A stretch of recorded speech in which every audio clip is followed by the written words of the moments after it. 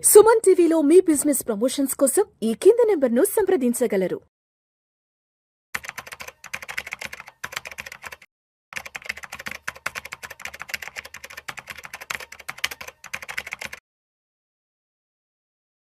Sir Giribabu గారు నమస్తే sir. నమస్తే అండి. Welcome to Vishnu talks. Thank you. So Giribabu గారు, ఇప్పుడు మనందరం రకరకాల ఇన్వెస్ట్మెంట్స్ చేస్తూ ఉంటాము. ఆ ఇన్వెస్ట్మెంట్స్ మీద రకరకాలుగా రిటర్న్స్ వస్తూ ఉంటాయి కదా. మరి మనం చేసిన ఇన్వెస్ట్మెంట్ సరైనదా కాదా, అదేవిధంగా దాని మీద వస్తున్నటువంటి రిటర్న్స్ అనేవి సరైన విధంగా వస్తున్నాయా లేదా అన్నది ఎలా జడ్జ్ చేసుకోవాలి, ఎలా ఐడెంటిఫై చేసుకోవాలి? ఎందుకంటే ఇక్కడ రిస్క్ రివార్డ్ అనే రెండు ఉంటాయి కాబట్టి ఈ రెండింటిని దృష్టిలో ఉంచుకొని, ఈ రెండింటిని అర్థం చేసుకొని, మనం పెడుతున్న పెట్టుబడి సరైనదా కాదా, దాని మీద వస్తున్న రాబడులు సరైనవా కాదా అని ఎలా మనం అర్థం చేసుకోవచ్చు అసలు? యాక్చువల్గా ఈ టాపిక్ నేను ఎందుకు మాట్లాడదాం అనుకున్నానంటే, ఒక 3 days బ్యాక్ ఒక క్లయింట్ కాల్ చేశాడు.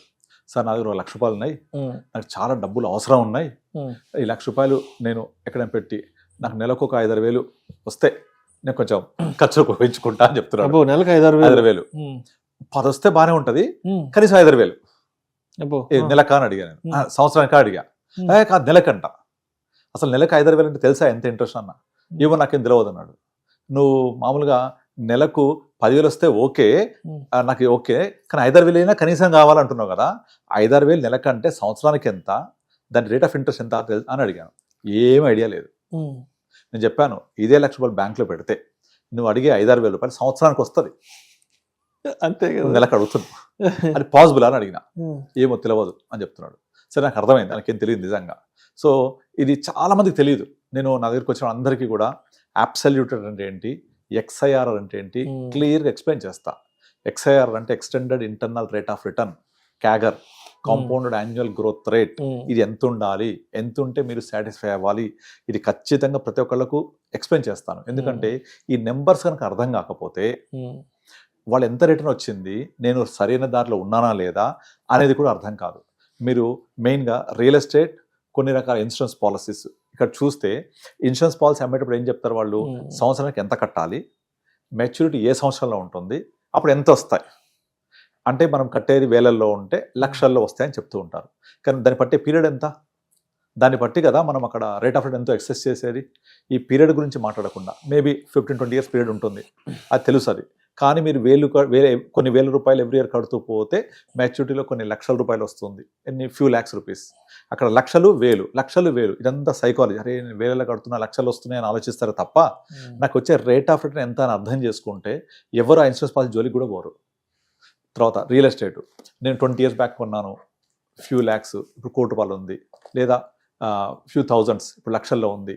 Okay, right, good. మీరు ఎప్పుడైనా దాని పర్సంటేజ్ రిటర్న్ లెక్కేశారా? అయ్యారు ఎవరు? దాని ఎప్పుడైనా టైం ఎంత?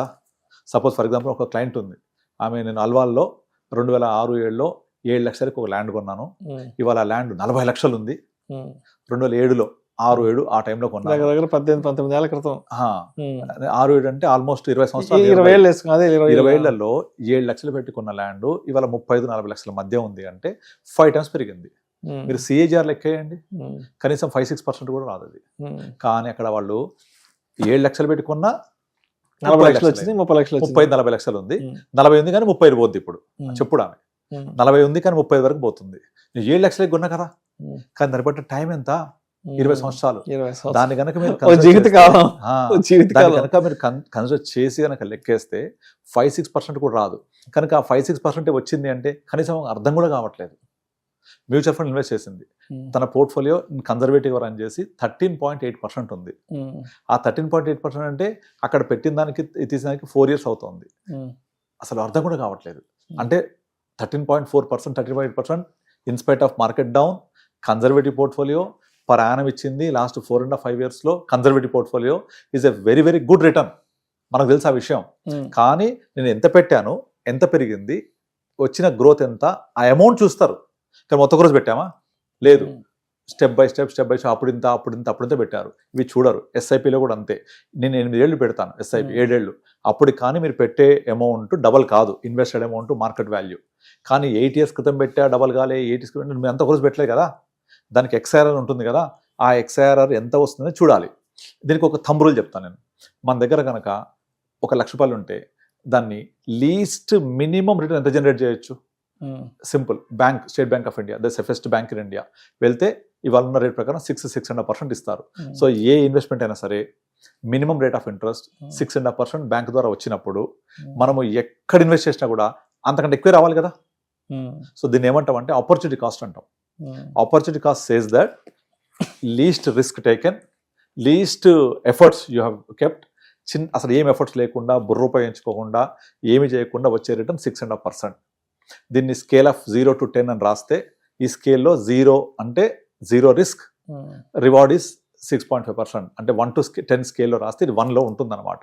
అంటే 1 to స్కేల్ ఏంటంటే 1 ఒక ఇన్వెస్ట్మెంట్, రిస్క్ పెరుగుద్ది 2, ఇంకా రిస్క్ పెరుగుద్ది 3 ప్రకారంగా రివార్డ్ కూడా పెరుగుతూ ఉంటుంది. అలా తీసుకుంటే 1లో ఉండేది FD 6%. Number 2 mutual funds. ఎంత రావాలి మ్యూచువల్ ఫండ్స్? మినిమం ఒక 12%, అంటే డబల్ దాన్ ది బ్యాంక్. రెండోది ఆల్రెడీ 6% బ్యాంక్ ఇస్తుంది అంటే ఇన్ఫ్లేషన్ కూడా 6 కదా. సో ఇన్ఫ్లేషన్ తీసేస్తే net return is 0. So bank లో ఇన్వెస్ట్ చేయడం వల్ల ఇన్ఫ్లేషన్ బీట్ చేయరు కాబట్టి నెట్ ఇన్ఫ్లేషన్ ఇస్ 0, రైట్. దాని నెక్స్ట్ లెవెల్కి వెళ్దాం. 2 మ్యూచువల్ ఫండ్స్ 12+ ఇస్తాయి, అంటే బ్యాంక్ అంటే డబల్, ఇన్ఫ్లేషన్ కంటే డబల్. సో ఇన్ఫ్లేషన్ పోతే 6 to 7% వచ్చినట్టే return. Number 3 stock market. Risk ఎక్కువ, రివార్డ్ ఎక్కువ, అక్కడ 18-20 కూడా రావచ్చు, పోతే అది కూడా మొత్తం పోవచ్చు. Number 4 trading. Stock market investment, trading ఎక్కువ రావచ్చు, పోవచ్చు. స్పెక్యులేషన్, F&O ఇంకా రిస్క్, అది డేంజర్. పోతే 50 1 నిమిషంలో పోతాయి, వస్తే 50 వస్తాయి గంట సేపట్లో, కానీ ఎంత రిస్క్. నెక్స్ట్ ఆ పైన క్రిప్టో కరెన్సీ, ఇంకా రిస్క్.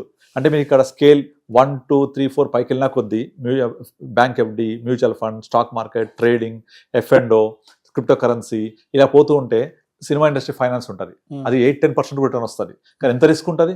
సినిమా రాకపోతే, బయట రాకపోతే మొత్తం పోయినట్టు. ఆ పైన ఇది మన దాని ఏమంటారు, అది మన IPL బెట్టింగ్ ఉంటుంది చూసారా, అలాంటి బెట్టింగ్స్ అవన్నీ కూడా, బెట్టింగ్ యాప్స్, అవి ఇంకా ఎక్కువ రిస్క్ ఉంటుంది.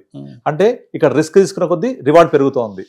మనీ లెండింగ్ చాలా మంది చేస్తూ ఉంటారు. నాకు ఒక క్లయింట్ అడిగాడు ఎంత వస్తుంది అంటే 12% అంటే ఎంత మిత్తి వర్కౌట్ అవుతుందంటే ₹1 మిత్తి అని చెప్పింది నేను. ₹1 అయినా బయట ₹3 ఇస్తారు కదా అంటాడు. ఆ రిస్క్ ఎంత ఉంది అక్కడ? సో కనుక జనానికి అది అర్థం కావాలి, రిస్క్ వర్సెస్ రివార్డ్ రేషియో. అది అర్థమైతే నేను ఎంత పెట్టాను, నాకు ఎంత వస్తుంది, నేను ఎక్కడున్నాను మంచిగా అర్థమవుతుంది. అయితే మనము నార్మల్గా అందరికీ చెప్పే ఎగ్జాంపుల్ ఏంటంటే, మీరు ₹1,00,000 ఉన్నాయంటే సింపుల్గా తీసుకెళ్ళి బ్యాంక్లో పెడితే 6 వస్తుంది, ఇక్కడ బయట లెండింగ్ చేస్తే 24 వస్తుంది అనుకున్నాం అనుకోండి. 24 is very risky, 6 is 0 risk. So make it average. 6 + 24 30/2 15. ఈ 15% అనేది average of higher side of risk full, lower side of risk free. ఈ రెండింటికి యావరేజ్ ఇస్ 15 మ్యాక్సిమం. ఇదిగా బ్యాంక్లో 6 కదా, at least double two beat inflation 12%. So 12-15% మధ్యలో కనుక రిటర్న్ వస్తే 12-15 మధ్య, it is miracle, super duper returns. 12 cross అయిందంటే ఎక్సలెంట్ రిటర్న్ వచ్చినట్టే మనకు. ఎందుకు? This is a compounding nature కాబట్టి. మీకు కనుక 15% వస్తే కనుక విత్ ద కాంపౌండింగ్ నేచర్, మీ డబ్బులు ఎవ్రీ 4.8 yearsకి డబల్ అయినట్టే. Rule 72 says that if your return is 72/18 వేసామనుకోండి, ఒక రిటర్న్ 18 వస్తే 72/18 ఎంత? 4. అంటే 4 years is the time taken to double your money. 72/15 వేస్తే 4.8 వస్తుంది, అంటే 4.8 years is the time taken to double your money. ఇలా కనుక మనకు నెంబర్స్ అర్థమైతే, మనం ఒక ఇన్సూరెన్స్ పాలసీ తీసుకుంటే మనం పెట్టే ఇన్వెస్ట్మెంట్ ఎంత, వచ్చే డబ్బులు ఎంత, ROI ఎంత, రిటర్న్ ఆన్ ఇన్వెస్ట్మెంట్ లెక్కేస్తే 4-5-6% కూడా ఉండదు. అలాగే మనకున్న రియల్ ఎస్టేట్ లెక్కేయండి, 20 సంవత్సరాల క్రితం ఎంత కొన్నాను, ఇప్పుడు ఎంత ఉంది, ROI లెక్కేయండి. క్యాలిక్యులేటర్స్ ఉంటాయి, ROI క్యాలిక్యులేటర్స్ ఉంటాయి, లంసమ్ క్యాలిక్యులేటర్స్ ఉంటాయి, లెక్కేయండి, తెలిసిపోతుంది. Number will speak. అలాగే ఒక మ్యూచువల్ ఫండ్ కనుక నా పోర్ట్ఫోలియోస్ ఏవి తీసుకున్నా కూడా యావరేజ్గా more than 15% ఉంటాయి. యావరేజ్గా టోటల్ నా 350 crores average return is more than 15%. అందరికి చూపిస్తుంటాను నేను. సో ఆ 15% వచ్చింది అంటే ఇట్స్ అమేజింగ్ రిటర్న్ యాక్చువల్లీ. కానీ కొంతమందికి సాటిస్ఫై కాదు, 15 అయినా అంటారు. అసలు 15 అంటే ఏంటి, దాని నెంబర్స్ యొక్క ఇంట్రెన్సిక్ వాల్యూ ఎంత, కాంపౌండింగ్ ఎంత, ఎన్ని ఇయర్స్ డబుల్ అవుతుంది, అది అర్థం చేసుకోవాలి. అందుకే నేను ఈ టాపిక్ మీతో మాట్లాడదాం అనుకున్నాను. సో నాకు ₹1,00,000 అవసరం ఉంది కదా అంటే 5,000 ఇచ్చినా సరిపోదు, 10,000 సరిపోదు, కానీ వస్తాయా? రిస్క్ ఎంత? నేను అదే చెప్పాను. నన్ను అడిగేవాడు సరిపోయింది, వేరే వాళ్ళు అడుగుంటే కనుక వాళ్ళు మొత్తం గుండుసున్నా పెడతారు, అదే అంతా మోసం చేస్తుంటారు. అట్లా చేయొద్దు. మీరు కంపల్సరీ ఎంత వస్తే అర్థం చేసుకోవాలి. 6,000 కావాలంటే సంవత్సరానికి వస్తుంది బ్యాంక్లో వేస్తే సేఫ్గా. మ్యూచువల్ ఫండ్స్ అయితే 10-12% అంతే. It is compounded again. Right. Okay, thank you sir. Thank you so much Giribabu garu. Thank you అండి.